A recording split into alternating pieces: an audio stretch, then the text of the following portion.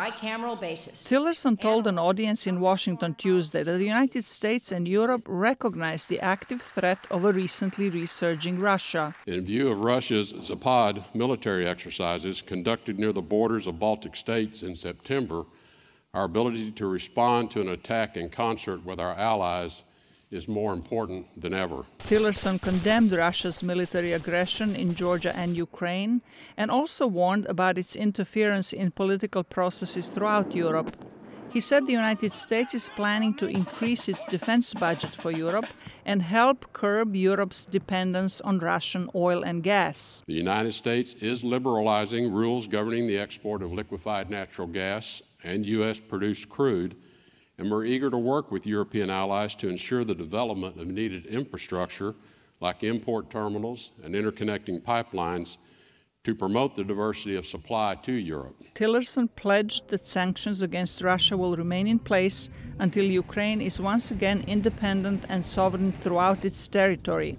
The message Tillerson is taking to a NATO meeting in Brussels and an OSCE meeting in Vienna next week is strong, says analyst Klaus Lares. The question, of course, is how much influence does Tillerson have? How much influence does the Department of State still have? We all know it is the president who sets the tone in foreign policy as well. And President Trump has been much more lukewarm about American commitment to Europe. Lares says that the U.S. president has an ambiguous relationship with Russia, and Tillerson's words alone may not reassure the European allies.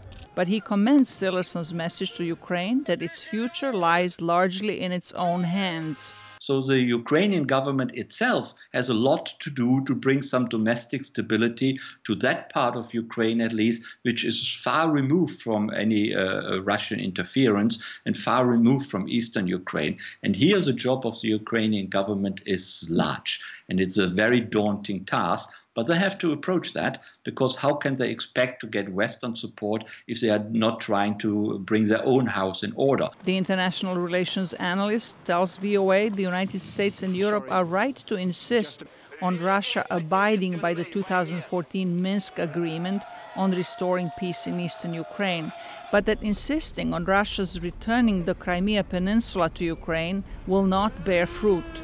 Zlatica, Hoke, VOA News, Washington.